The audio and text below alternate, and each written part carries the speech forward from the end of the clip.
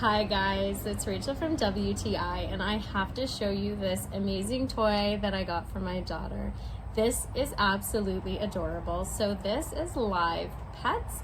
It is also Mama Surprise, so you do get a big guinea pig, and there's instructions with it. These are all interactive as well, so it does come with 20 different sounds. You do put the batteries inside the mama guinea pig and inside her hutch.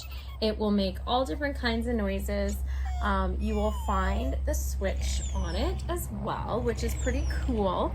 And when you turn it on, she's gonna make all different kind of noises depending how you're interacting with her, rubbing her head, petting her fur.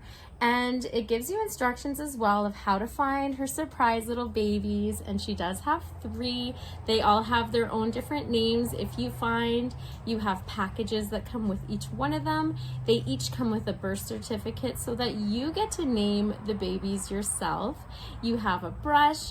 You also have, it's like a paper nesting material. So it's just like you have your little guinea pig hutch, which they like to sleep in, so the mom and the babies can go in there. I absolutely love this. You have a handle so you can carry it wherever you want.